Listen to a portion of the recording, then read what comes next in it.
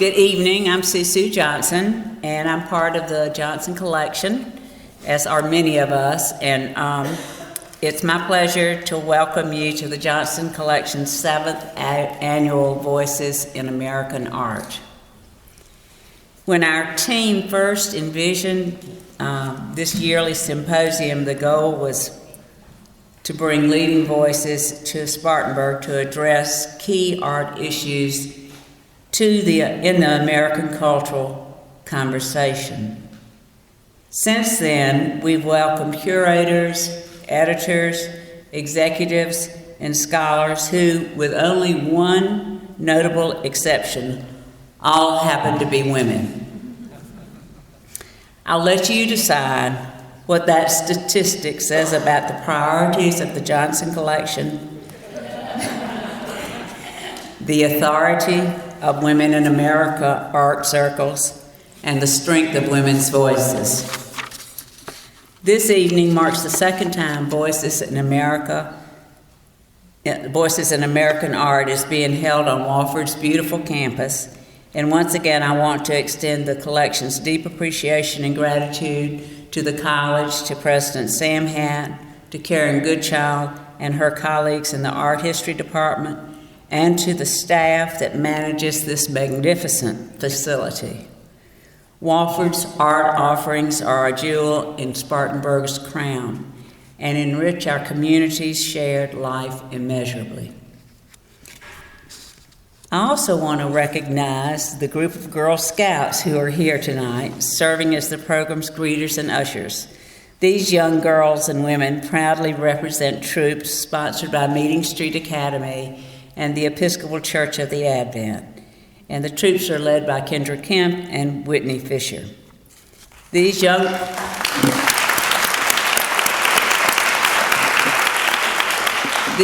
women, all decked out in their uniforms, are the promise.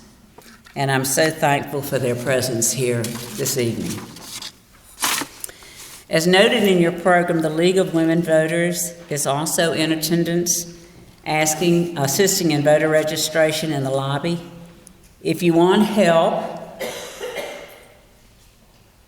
ensuring that your voice is heard this November and beyond, please stop by their table. Remember that the League is completely nonpartisan, and its goal is to inform active participation in the democratic process. Finally, as we celebrate this event and the landmark anniversaries being commemorated in America's women's history in art this year, please remember this. Then and now, a woman with a voice is, by definition, a strong woman. I encourage you to use yours often, confidently, loudly when necessary, and always for good. And now, my daughter-in-law, Carter Johnson, will tell us about the singers tonight.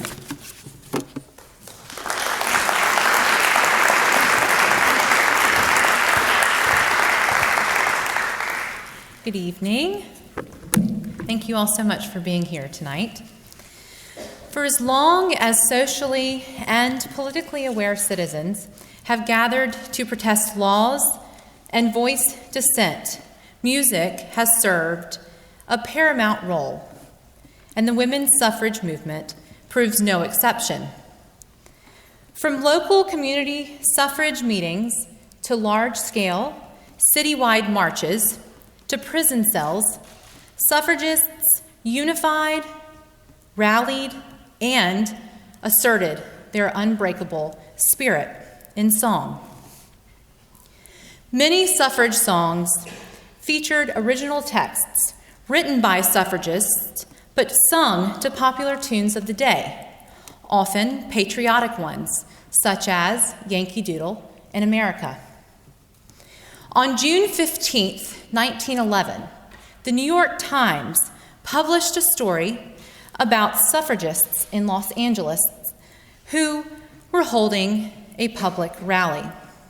Police informed these women that votes for women's speeches were prohibited at the rally. So, To circumvent the ordinance, the suffragists set their suffrage speeches to music, singing their message instead. Suffrage music served vastly different purposes. Hymns and martial pieces were intended for performance at suffrage meetings and public demonstrations, while parlor songs were published to support specific leagues and organizations. Often, songs were dedicated to women prominent in the movement, both on a national and local level. This evening, we welcome three talented vocalists whose performances will give us a taste of the turn-of-the-century tunes that energized suffragists across the country and served as the soundtrack to a pivotal chapter in American history. Each of the Wofford students is a member of the highly selective a cappella ensemble known as the Gold Tones. Christy Sellers, a member of Wofford's faculty, is the longtime director of the Gold Tones group, who recently marked its 30th anniversary on campus. Please join me in welcoming tonight Savannah Bryant, the class of 2022, Julia Funderburk, who is part of class of 2020, and Jenny Overman, also class of 2022.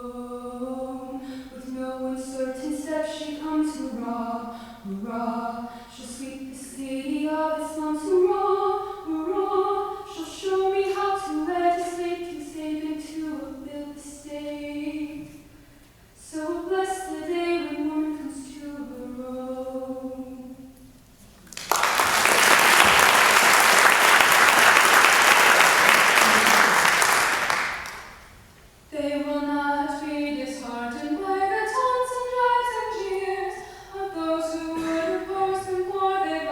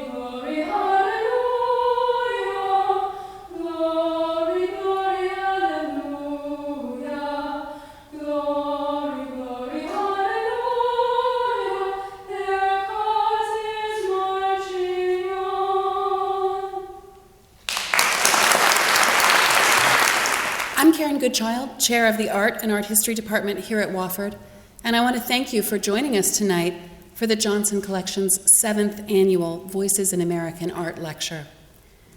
As it's almost Valentine's Day, I'd like to begin by sending Wofford's love to the Johnson Collection. Our institution and our students, as well as our larger community, benefit in so many ways from the Johnson Collection's educational mission. They loan us works for our museum, they host important events like this one, and they provide amazing hands-on internship experiences for local college students from many schools. This year, as has been mentioned, is the centennial passage of the 19th Amendment, guaranteeing women's right to vote. And I'm very pleased that the Johnson Collection has decided to mark that event by bringing a scholar to us who can celebrate women's contributions to American art and politics. Our speaker tonight, Dr. Evie Terrono, is a distinguished professor at Randolph-Macon College who has published widely on art, gender, history, and politics in the South. Raised in Greece, Dr. Terrono trained first as an archaeologist. Upon arriving in the United States, she shifted gears and focused on American art, being awarded her PhD from the Graduate School and University Center of the City University of New York. As well as being an exemplary researcher, Dr. Terrono has been honored with the Thomas Branch Excellence in Teaching Award, the United Methodist Church Exemplary Teacher Award, and the Samuel Nelson Gray Distinguished Professor Award, the highest award that Randolph-Macon College grants. As an Americanist, Dr. Terrono's study of the problematics of Confederate memory and Civil War commemoration on the public symbolic landscape began over a decade ago and has produced important publications including Great Generals and Christian Soldiers, commemorations of Robert E. Lee and Stonewall Jackson in the Civil Rights Era, an essay published by Yale in 2016, and Confederate Memories, Contemporary Concerns, Challenging the Authority of the Confederate Flag, for the journal Public Art Dialogue in 2019. Her lecture on African American women artists in the Civil Rights Era was featured on C-SPAN as well in 2019. Dr. Terrono wrote an essay entitled Suffrage, Social Activism, and Women Artists of the South that was featured in the 2018 book Central to Their Lives, Southern Women Artists in the Johnson Collection. With this research, Dr. Terrono investigated several creators whose careers were aligned with the early 20th century fight for women's rights in the conservative South. Research that I'm sure will inform her talk tonight, which is entitled Creativity, Collaborations, and Communal Uplift, The Careers of Southern Women Artists. Please join me in welcoming Dr. Evie Terrono.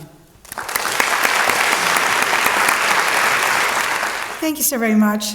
Thank you for allowing me to share some thoughts with you this afternoon, because the thoughts are about community. And my story today is about the community of women artists and art activists who invested their talents and careers to celebrate the extraordinary potential of the arts to energize and uplift communities.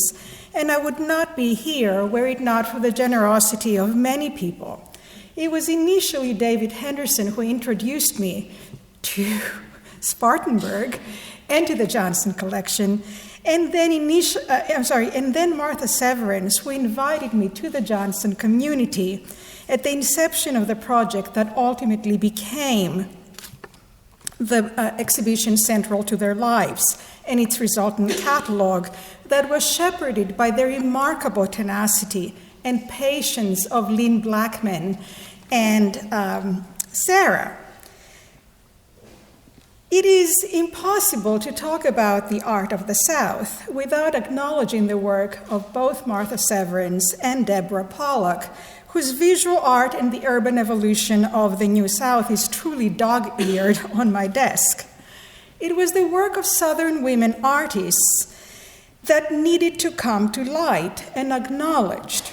But equally unacknowledged are the collecting commitments of women in the South, art administrators, art teachers, and those very much are underappreciated. And we would not be here were it not for the extraordinary foresight and the remarkable generosity of the Johnson family, with whom I had the singular privilege of spending much of the day today, and I'm indebted to your kindness, warmth, and true investment in how the arts can inform our understanding of the remarkable potential to unite communities. So thank you. All of you have set the stage for my presentation today because the date was chosen very intentionally to celebrate the anniversary of suffrage, and indeed Susan B. Anthony's birthday, which is on February 15th, 1820. So I will start today with this monument that was unveiled on February 15th, 1921, on the 101 anniversary of Susan B. Anthony, when representatives of more than 70 women's organizations gathered in the rotunda of the U.S. Capitol to mark the unveiling of the monument, and Adelaide Johnson, who was its sculptor. The pageant that preceded this unveiling included a procession of flower bearers and women carrying the banners of their organizations, among them teachers' unions and Army Corps nurses and the National Council of Women Voters, among them artists who had fought for suffrage and indeed had illustrated suffrage, Nina Allender and Marietta Minigerode Andrews. Speakers recognized the long struggles of women towards the vote and celebrated their accomplishments in the inscription to the monument that read, quote, "Woman first denied us all, then called mindless, now rising, declaring herself an entity to be reckoned with," end quote. After remarks, the lights were turned down, and once the drapery that covered the monument came down, it was flooded with light, a very symbolic gesture. Following the dedication of the monument, however, it was ignominiously derided as the women in the bathtub, was removed underground in the crypt, and along with it went the career of this quite accomplished woman sculptor who struggled subsequently to gain commissions and recognition. My presentation today is about recovering meaning in the margins for Southern women artists who fought to gain a foothold in the American art world and indeed the cultural imagination of the nation, often opposing with disdain their exclusion as women artists and even more so as Southern women artists. H.L. Mencken's often quoted passage in Prejudices in second series published in 1920 about the South as a cultural Sahara of conservatism conditioned the neglect of Southern culture for much of the 20th century. Writing at a very politically and socially fraught time in American history, Mencken noted that when you come south, painters, sculptors, architects, and the like, you just have to give up, because there isn't even a bed one between the Potomac and the Gulf. In all these fields, he said, the South is an awe-inspiring blank, a brother to Portugal, Serbia, and Estonia. Subsequent reevaluations have situated regionalist writers more firmly in the American creative canon, whereas Southern women painters and artists in general have remained largely in the margins.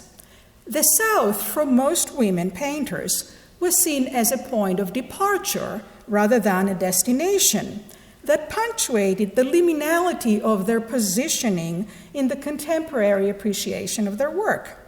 Reviews that negotiated their place in the gender transformations of their times imagined them very much as frozen in time, completely devoid of agency, political interests, and very much situated within the cult of domesticity that increasingly marked women's experiences as antithetical to those of political activism. Contemporary reviews froze them in an idealism of Southern life rather than as dynamic agents in the broader cultural complexities of the times, even when they embraced radical causes that violated gendered expectations.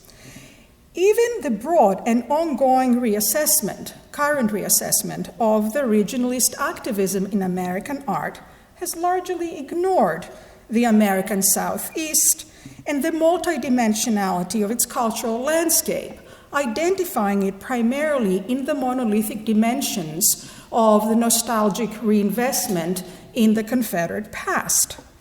The names of many of the women that I will talk about today are lost in the archive and only discoverable with much effort. And I should say that I have focused here on women whose work was critiqued in the contemporary press and who left evidence of their activity in their own words. And indeed, central to the lives, for me at least, was quite a revelation, because although I've been working with this, it was a remarkable process of insight, because many of the women artists I was completely unaware as well. Although one may argue that the majority of Southern women artists were not revolutionary, and that their marginalization is largely due to their lack of radical experimentation, I argue that the commitment to developing their own art and advancing artistic and, most importantly, broadly sociocultural causes in the South is instrumental in helping us reconstruct their own struggles and successes in order to mark the cultural landscape and their aspirations in combating their broadly perceived provincialism and cultural deprivation in the American South. I love alliterations, and another C I should have added here is challenges, because certainly they were very creative and certainly they were invested in collaboration. But as you're going to see, not only was the press very inimical to their attitude, to their their careers, but also quite often their male contemporaries. Suffrage debates were at the very forefront of their formation and in many of their lives, and indeed some were nurtured in suffrage as children. Angela Gregory, one of New Orleans' best trained and most successful artists well into the 20th century, who is largely unknown despite her exceptional education with Charles Keck, and then in 1925 to 1928 at the studio of Anthony Bourdelle, the only female American artist at his studio, and there is a autobiography that has just been released, noted in 1990, and I'm quoting, "Although my mother, who was also an artist, had not been involved in a career, she had been very active in the suffrage movement, and she used to tote me along to meetings. At the time that mothers of most young girls of my age and my social status in New Orleans would have been at the country club, their daughters beside them, I had a mother who was very interested in women's rights and who was a very independent person, and her activism was very much the means by which I grew up." That Southern women artists encouraged the suffrage rhetoric throughout the South is evidenced in many private communications and their statements. Representative in this respect are the attitudes of German-born Elizabeth Ney, who, although did not adapt to the ideals of Southern womanhood, quite the contrary, actually, she was a socialist, and her clothing choices were quite unconventional. She embraced the romance of life on a plantation in Texas and popularized lost cause myths through her monuments to the Confederacy. As one of the few female sculptors who worked in very large-scale sculptures, Ney understood well the necessity of preserving her perspectives towards suffrage to her immediate circle, lest she threaten the gendered boundaries of the conservative male patrons. Recognizing the externally imposed restrictions on her gender, Ney noted in 1886, quote, "My life has been a protest against the subjections to which women were doomed from their birth," end quote. Although privately expressing her support for women's rights, Ney was reserved in her attitudes towards suffrage, and in 1898 she seemed to shift her perspective, and in her letter to Marianna Folsom, the American suffragist and Universalist minister who had invited her to lend her influence towards women's rights at the state level, she wrote, quote, "My wishes are in accord to yours, and my conviction on the subject you judge right. Women ought to be permitted not to feel any longer curtailed if they have ambitions, ability, and the desire to judge for themselves," end quote. With increasing demands for equal participation in the arts and in the public sphere, women artists encountered assertions that they violated appropriate gender boundaries. Kirsten Swinth, in her study of the professionalization of women artists, has argued that such perspectives, and particularly the accusation that aggressive, assertive women unsexed themselves, subsided in the early 20th century when individuality rather than conformity in the arts became the desirable idea among patrons, dealers, and museum professionals. Yet, suggestions that women artists who were assertive, who challenged the status quo, were very often perceived as masculinized, not an appropriate understanding for women's identity at the time, and particularly in the South. As these, quote, new women were negotiating their place in the constantly shifting cultural and political landscape, the pathways to becoming an artist were paved with promise, but also with provocations and prejudice. In an 1882 letter to the director of the Pennsylvania Academy of Art, the writer highlighted the dangers for young women pursuing art education, and it is worth noting in its entirety.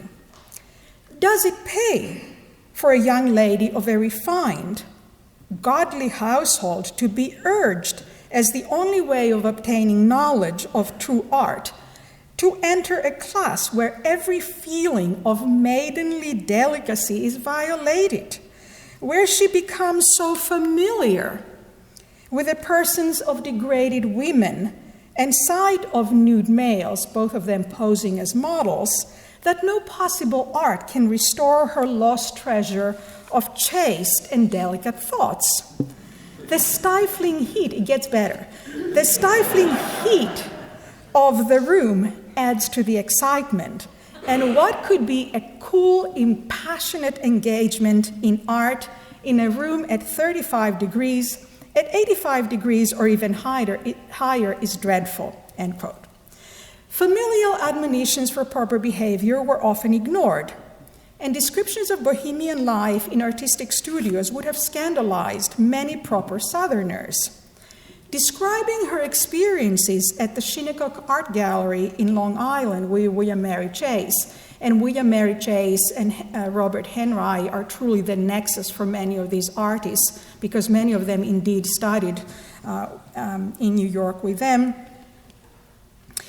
Virginia-born Marietta Minigorod Andrews related the provocative ways in which the women interacted during an evening of masquerade. And she suggested that this truly scandalized her. And she said that they appeared, quote, in evening dress and painted up like Jezebels. Others were in painting aprons, and she judged that to be most disreputable. Some had used paintbrushes instead of hairpins. Some were smeared with paint across their forehead, and they danced uncontrollably. Alice Muriel Horn, an accomplished artist, an exceptional activist in her own right, who in 1898 ran for the 3rd Utah legislature and proposed an art bill creating the Utah Arts Institute, which was the predecessor of the Utah Division of Arts and Museums, one of the earliest such organizations in the country, wrote about the challenges that women artists faced while studying in Paris. And although she's referencing specifically the experiences of Mormon women artists, many of her comments have transferability across women art, across the experiences of American women artists. And she said, have you a rosy picture of student life in Paris and the art studios there? Forget them. The studios are dirty and barren, and the experience can be absolutely daunting. This small etching by Anne Goldthwait reveals the excitement of Parisian life and the liberalities that the absence of familiar supervision afforded young women, but particularly Southern women. Celebrating the advent of the new year, men and women watched scantily clad women gyrating in front of them. The young woman on the left is leaning casually on the table, her cigarette dangling from her mouth as she lingers in front of her wine glass. The artist testifying to the revelry of the moment is situating herself squarely in the experiential modernity of the turn of the century Paris. While in Paris, Anne Goldthwait embraced modernism among a group of other women artists that included sculptor Marguerite Zorak and painter and printmaker Blanche Lagelle, who was born in West Virginia. The influences of modernism were central to their European experiences, and Lagelle in particular noted her satisfaction because she said there she was fine. She says, I was there last in my element. Upon the return home, however, these women artists had to negotiate further exclusionary patterns of production, patronage, and promotion that demanded of them a particular aesthetic and isolated them within distinctly gendered parameters. Kirsten Swinth noted on the developing professionalism in American art at the end of the 19th century that the increased demands placed on women artists at a time of rising political and cultural activism, when patrons insisted that women's work be expressive of a feminine outlook and that women artists maintain an appropriate comportment lest they be thought to violate gender proprieties, certainly limited their choices. The remarks made upon Mary Cassatt's mural at the 1893 Chicago World's Fair were severely criticized because the critics suggested she used impudent greens and brutal blues that seemed to indicate an aggressive personality with which compromise and cooperation would be impossible. She was very difficult. Indeed, Miss Cassatt, said the critic, has a reputation for being very strong-headed and daring, and in Paris she works with men on their own ground. Fears of egalitarianism marked the boundaries of existence and artistic performance for many of these women artists. And in one of the most insightful statements as to the obstacles that they faced at the turn of the last century, Anna Leah Merritt, a Philadelphia artist who spent most of her career in England and was quite successful and did not have quite the same experience with gendered limitations, objected to separate exhibitions of the work of women artists, noting in her letter, and this is a very popular letter for Americanists, we quote from it as much as we possibly can, and she said, recent attempts to make separate exhibitions of women's work were in opposition of the views of the artists concerned, who knew that it would lower their standard and risk the tenuous place that they already occupied. What we so strenuously desire is a place in the large field. And the kind ladies who wish to distinguish us as women would unthinkingly work as harm, end quote. Similarly, Helen Turner resented the exclusionary identification of her work among other female artists, and when she was invited to exhibit in six American women, she insisted, quote, to sandwich in a man or two, end quote, so that the merits of her work would not be judged on their feminine characteristics, a constant fear among women artists that their art would be devalued according to criteria that were lesser than those of their male counterparts. Many of the women discussed here buckled at the gendered restrictions of the profession. Georgia O'Keeffe noted in 1926, while debates on the ERA were raging, quote, I've always resented being told that there are things I cannot do because I'm a woman, and particularly a woman artist, end quote. As the president for the New York Society of Women Artists in the mid-1930s, Anne Goldthwait rebuked categorizations of works of artists according to their gender, noting, quote, we want to speak to eyes and ears wide open and without prejudice. An audience that asks simply, is it good? Not, was it done by a woman? And she found the labeling of women artists both offensive and regressive.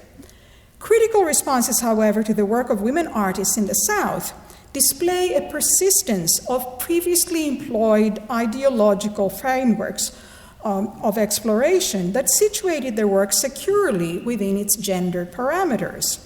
Even Goldthwait, who was at the forefront of modernism during Parisian studies and suffragist activism in the early 20th century, was contained in an anti-modernist tradition and in the domesticated environment of her roots in Montgomery, where she often spent summers. A 1928 critique of her work, published in the Montgomery Advertiser, placed value on her self-effacement, noting, quote, like the rest of her tribe, there are few exceptions, she has gone quietly about her work, gone at it hard, and has not been in the path of sought or sought by the titan of modern searchlights, publicity. And then to situate the artist, not in the progressive environment in which she was trained and worked, but rather in the safety of Southern sentimentalism, the author identified her as a hometown girl. That made it good. The nomenclature here, the usage of the diminutive hometown girl, rarely applied in its male equivalent, men are never called hometown boys, in discussions of Southern male artists, both undermined the maturity of these women, but also reinforced their domesticity regardless of the diversity of their cosmopolitan education in the United States and abroad. The author further affirmed her Americanness by noting Goldthwait's astonishment that Brancusi's Bird in Flight would be considered art, because he said she was, quote, no futurist, no cubist, no extremist like all these other extremists among moderns, although she believed that they did their part in breaking down the tradition that good art meant many lines and much work. Parsing out the technical aspect of her work, another critic praised her large-scale mural work, noting that her pictures, quote, reveal a vision that is clear and true, and Southern, a method free from the slightest affectation of modernism, a vigor of touch, and a vehement handling rarely associated with woman's art. So again, situating her within a particular reality. The fact that,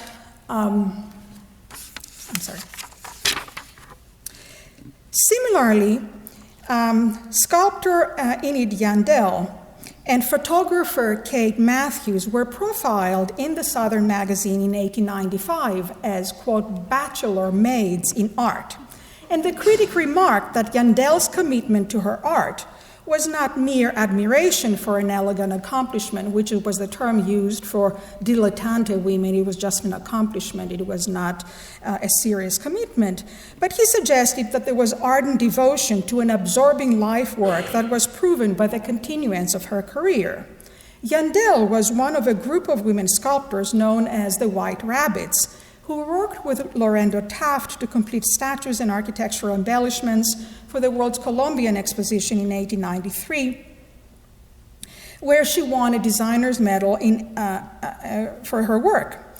In 1897, she completed this absolutely mammoth 42-foot-high Palace Athena for the Tennessee Centennial International Exposition held in Asheville, and at the time she was a very accomplished sculptor in her own right.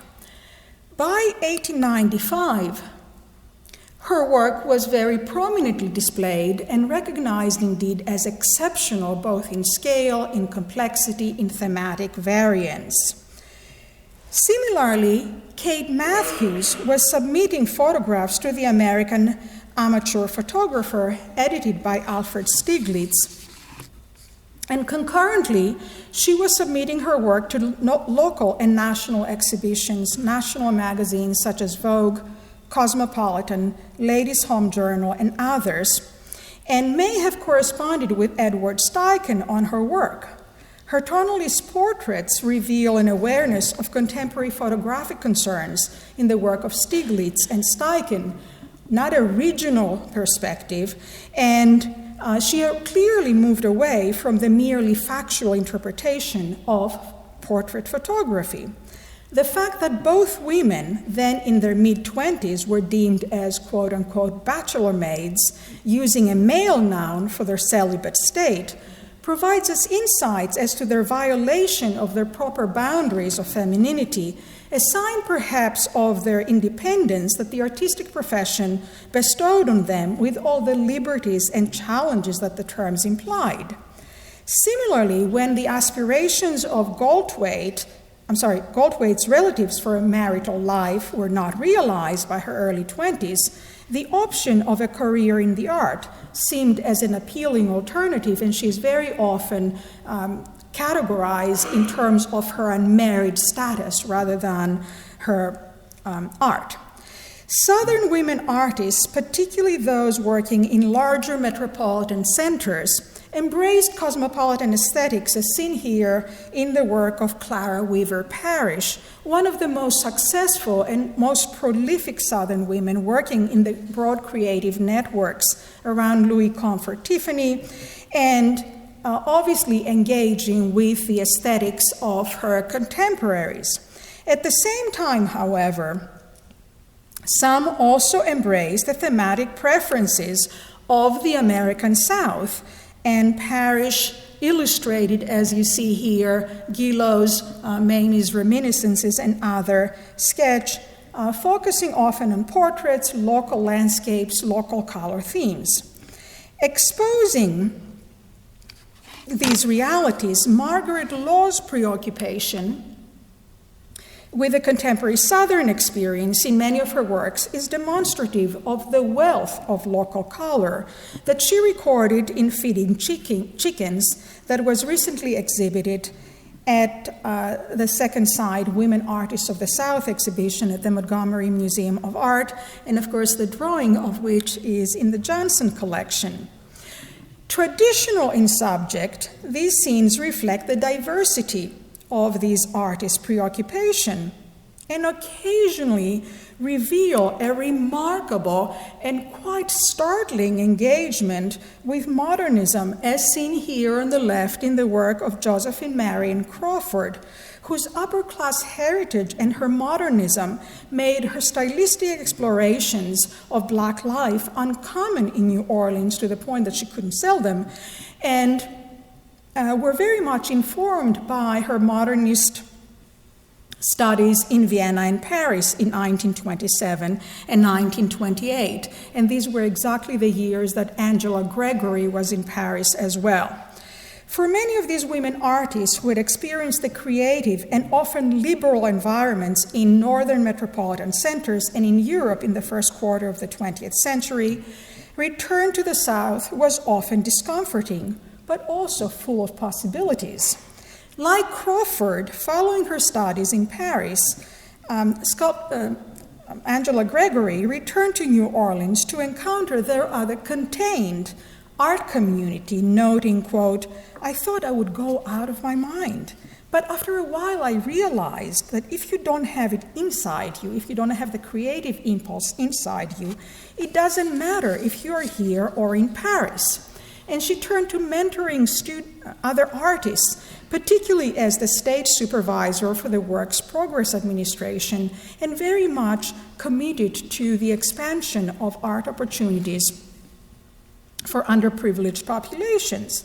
Many women energized to advance the arts as markers of cultural progress, but also as the means to uplift the intellectual life of their communities.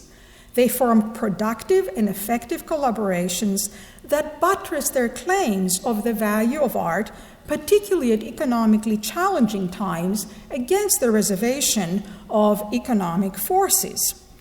In 1894, in an essay entitled "Art for Humanity's Sake," Elizabeth Ney advocated for the function of the arts to move beyond merely aesthetic concerns in order to serve the community and lead to, she said, a higher, truly vital communal renaissance.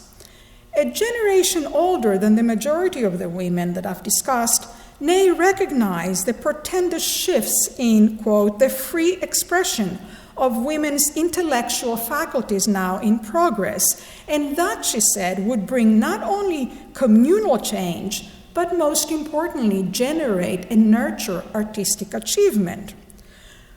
Portrait painter Ella Sophonisba Hergesheimer, who carried the heritage of the renowned family from which she descended, her great-great-grandfather was Charles Wilson Peale, suggested in a 1923 interview to Morning Call, a newspaper in Philadelphia, that it is a struggle in America to make people understand and appreciate and approve of the arts.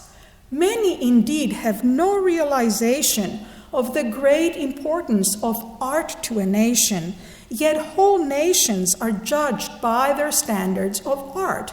What would anyone say about ours? The lack of broad networks of patronage and the challenges of postbellum economy precluded the creation of large-scale public collections comparable to northern ones. Yet, in southern states, women organized art clubs and art leagues and numerous art associations that provided a community for local artists and opportunities for patronage when those were limited. Women employed their organizational skills as well in founding and administering artistic opportunities, but most importantly, in administering and generating social change. Women's clubs throughout the South that were formed in the latter part of the 19th and the early 20th century provided these transitional spaces between women's domestic spheres and the demands of public activism, and encouraged complex networks of supportive relationships that motivated and buttressed women's social activism in favor of educational reforms and improvement in social infrastructures.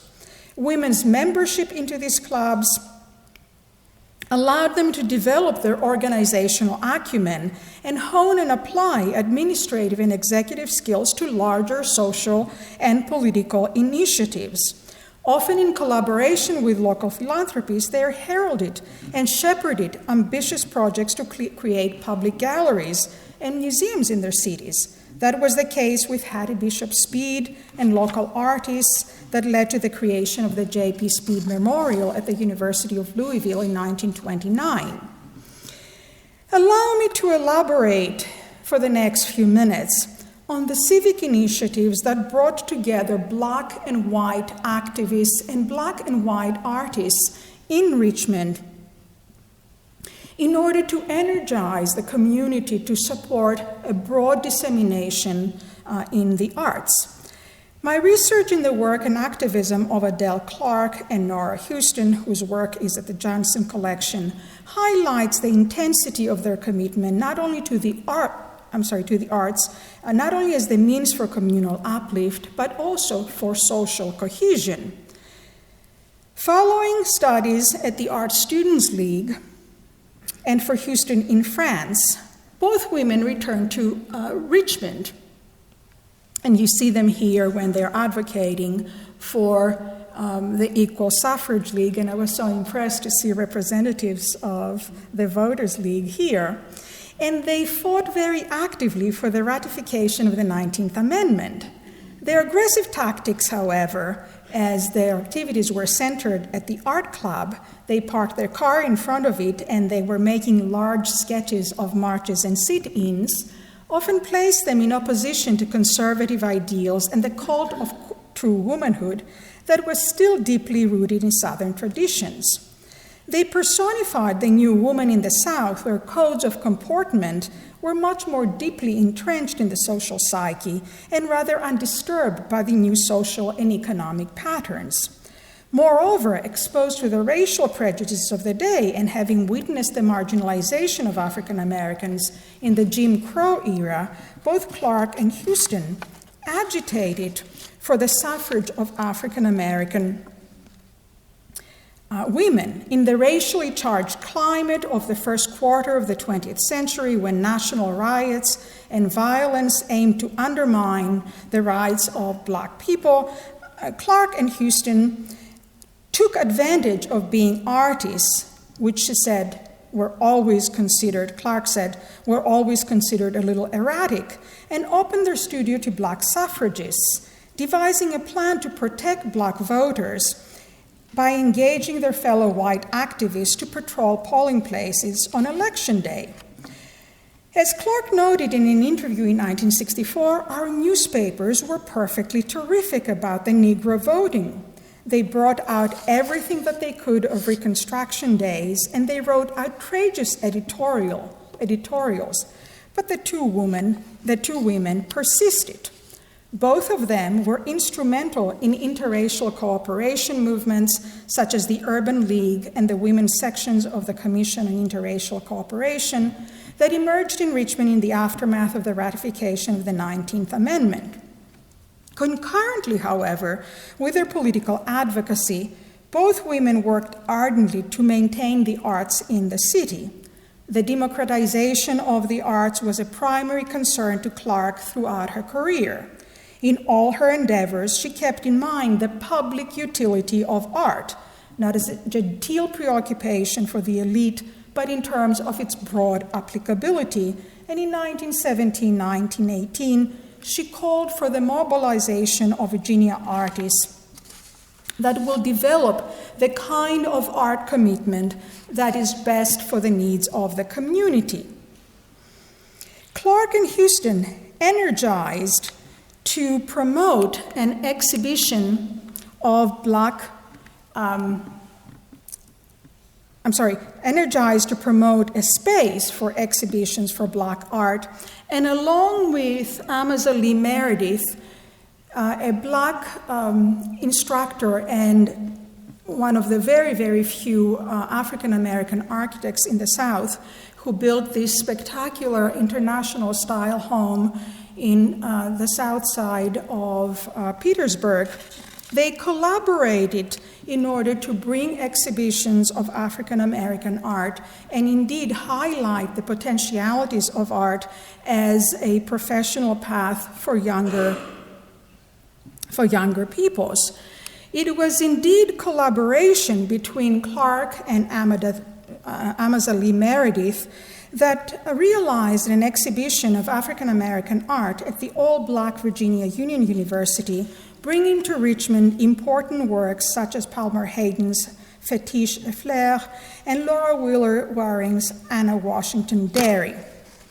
Of seminal importance was the support that both black and white artists and black and white patrons provided for the benefit of the city's black population, and which culminated in this most ambitious venture, the Craig House for Negro Art. And I want to talk about this because in my experience, this is absolutely singular. And if any of you know of any comparative ventures in the South, I would very, very much like to know.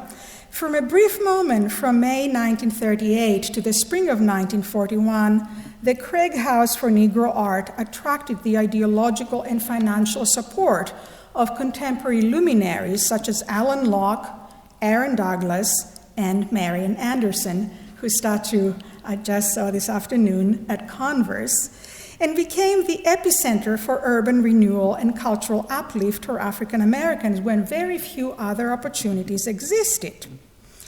As the reviewer for the Richmond Times-Dispatch noted, with its opening in May of 1938, the center became an important portent for the future of interracial relations in the South. Here, he said, is an interracial project with the ability of the Negro to achieve in the fine arts, is given the recognition of the entire community of the city, and he praised black and white artists, many female artists among them, who supported the birth of this new generation of potential creators. Organizers petitioned the Rosenwald Foundation to assist in the program. And although Rosenwald turned them down, they proposed that Augusta Savage would be an appropriate and indeed desirable director for the center, noting that it would be a fine thing to have a creative artist in charge of such an institute. Miss Savage's personality, as well as her ability, would make her an asset to any such undertaking across the South. The local art community of both black and white artists repeatedly and selflessly supported the classes at the center. At various times, Adele Clark, Sarah D. November, Antoinette Hollister, who was a sculptor, and George Bolling, and I know he's not a female artist, but this spectacular work of Bolling in the Johnson collection needs recognition, such an elegant little work. Worked towards the ideal of art for life's sake, solidifying the dedication to an art that reflected the ideals and lives of all sorts of conditions for both male and female artists. In many ways, the Craig House of Negro Art expanded its influence beyond the production of art to programming that it was intended to nurture the community. And I'm very much invested in uncovering the 6 degrees of separation that connected at the time not only women artists, but also, and I think very importantly, women administrators, Southern women administrators, who were at the forefront of creating artistic communities.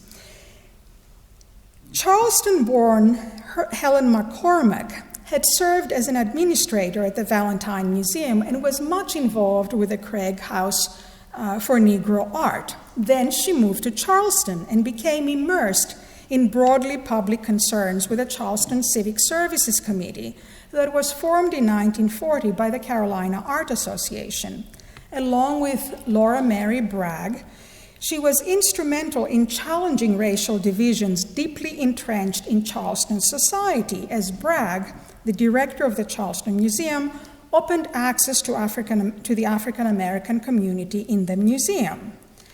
Studies on the contributions of female curators and directors and the collecting activities of art patrons in the South have yet to be examined closely.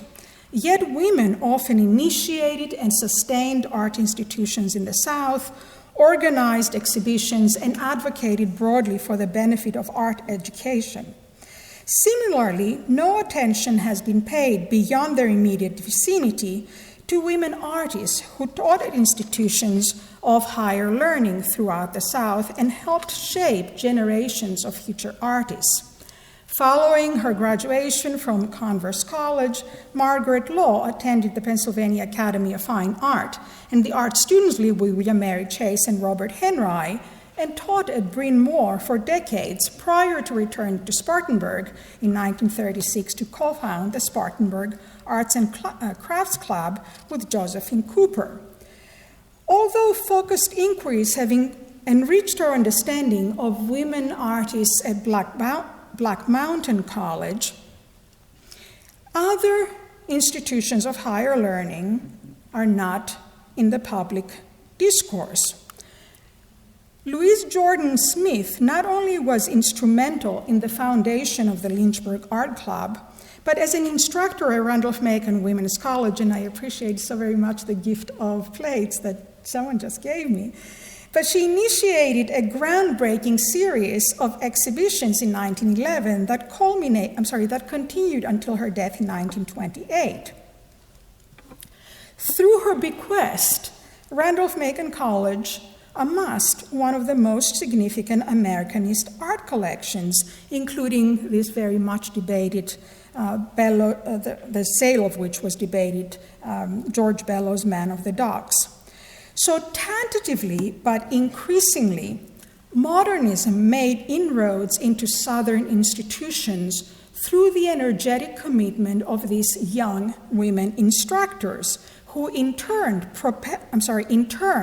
propel the interest of younger artists. Audiences were often reluctant and baffled and occasionally inimical and aggressive. These were very much the reactions to the exhibition of non-objective art, the Solomon Guggenheim exhibition at the Gibbs Memorial Art Gallery, where for the first time Southerners had the opportunity to see the work of Seurat and Kandinsky and Delaunay and Paul Klee. In the escalating tensions in Europe, Baroness Hilaire Bay, who was Guggenheim's collection advisor, suggested that the reproduction of objects has changed to the art of non-objectivity, in which form and rhythm and color are used to create the absolute, with no intellectual relationship to the materialistic side of Earth. And then she suggested that pictorialism and representation were inadequate pathways to express the anxieties of contemporary life. Similarly, baffled were audiences at this extraordinarily controversial exhibition called American Painting 1950 at the Virginia Museum, which was dominated by male artists, but it was one of the few early opportunities for Virginia audiences to see the work of George O'Keeffe and Bishop, among others. The reaction was vociferous, persistent, and quite caustic, but artist Elizabeth Nottingham Day traveled more than 200 miles to see it, and she said it was worth the effort. And she suggested that modernism was the direction for Southern artists. She said taste changes so rapidly in this feverish age that few of the figures appearing in this biennial are likely to appear in the next, but it is also fascinating to contemplate their influence. Explaining his curatorial choices, curator Sweeney suggested that his intent was to bring out sharpening contrast, to replace a cliché, and to propose a new way of expression. And he recognized that these were radical experimentations, particularly at a time that social anxieties, the advent of socialism and communism, disrupted established patterns of life. One should also note that it was the influence of this exhibition that radically altered the direction of Teresa Pollock and Warden Day. And Warden Day's papers have just been acquired by the Archives of American Art, and they are a wonderful, wonderful trove. Although when one goes in the description to see the description, her foray and her experience actually in Richmond is very much minimized. There are no references to her experiences in the South.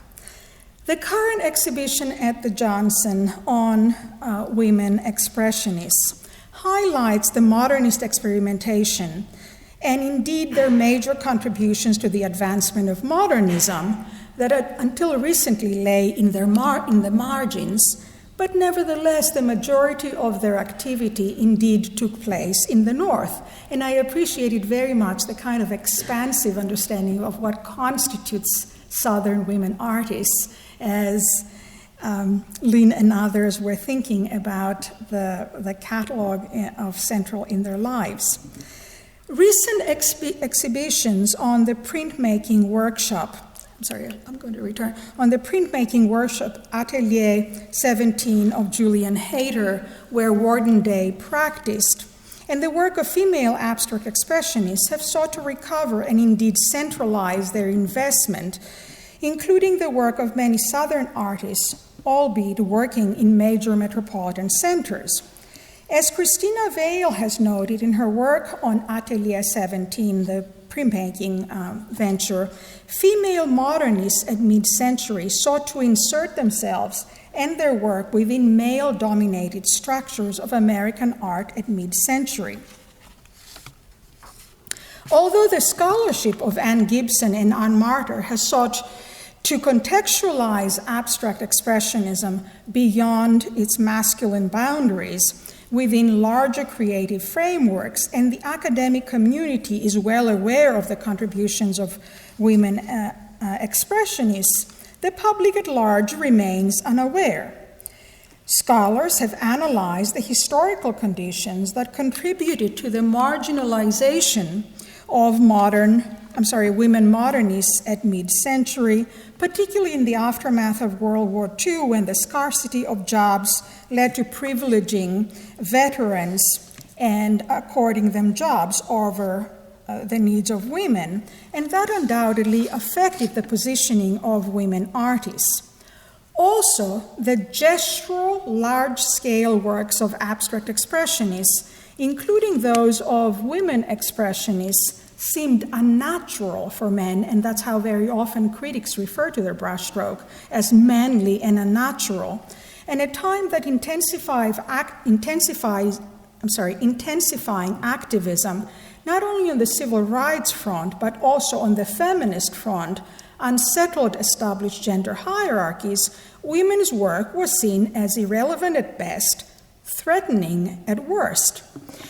As Judith Godwin noted, and I'm quoting here, if you were a woman painter, you had to paint as strongly and as violently as the men did if you wanted to have a chance.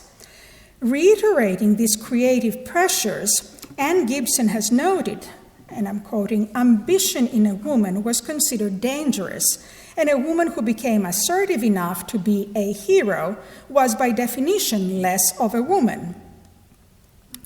Characteristic of these exclusions is this very well-known photograph of abstract expressionists who are depicted in a very sort of posed manner, many of them with cigarettes in their mouths, a very evident kind of trope of masculinity, prompting Hedda Stern to note that they were all very furious that I was in it, because she was not invited. She happened to go at the time of the shoot, and she was included. And she said, because they were all sufficiently macho to think that the presence of a woman took away from the seriousness of it all. As it is clearly evidenced in the dynamic aesthetic and the technical experimentations of the works of the women who are currently on exhibition, Adele Lam and Judith Godwin, they certainly competed very actively and very energetically, not necessarily on imitating what their male contemporaries were doing, but on carving a path of innovation and experimentation that was not distinctly feminine, because of course this was the accusation of many of their contemporaries, that they could not match in size or energy or dynamism the work of their male contemporaries, but instead proposing quite innovative perspectives that placed them both in the center of modernity, but at the same time at the center of contemporary gender debates. I had the extraordinary fortune to study with Linda Nochlin in my doctoral studies, and in her seminal essay, Why Have There Not Been Any Great Women Artists, more than 50 years ago, she pointed to the sociological and institutional restrictions that relegated women artists and intellectuals to secondary position. Writing in the 1870s, Emily Sartain accepted, quote, the singular and suggestive fact that we have indeed very few women painters who are entitled to be called great.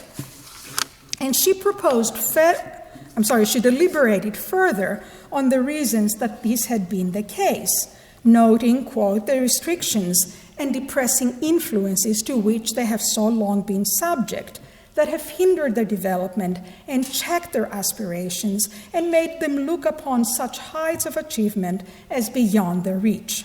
They never dream, she said, that they can too excel if they will, and that the biggest genius may be indeed enshrined in a woman's soul, end quote.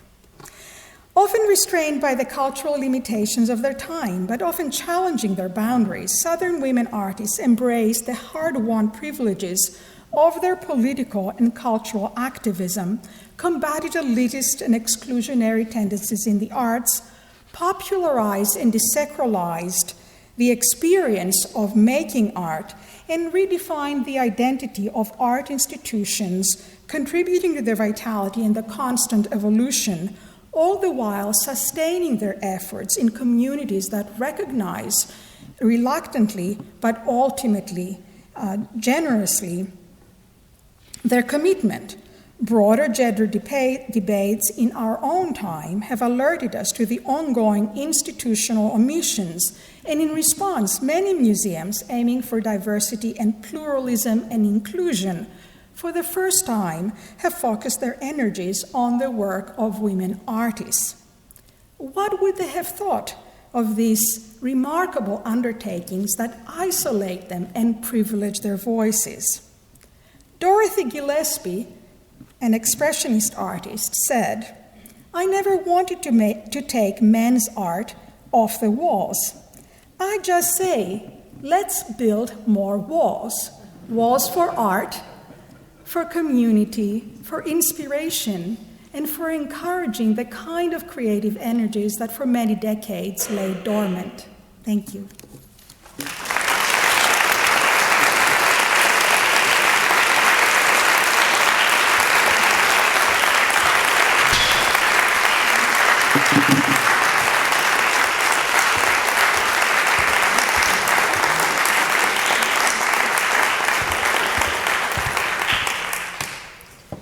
Evie, thank you for your insightful presentation and your larger scholarship that reminds all of us of the exceptionality of American women. Beyond this evening, I invite you to visit TJC Gallery, located in the heart of downtown, right next to Starbucks, and open several afternoons each week. I especially hope that you're able to take in the collection's current exhibition, Our Own Work, Our Own Way, which Dr. Terrono referenced in her remarks and will be on view through April 17th. Thank you all for being here. Please join us in the lobby for a reception with Dr. Terrono. Thank you.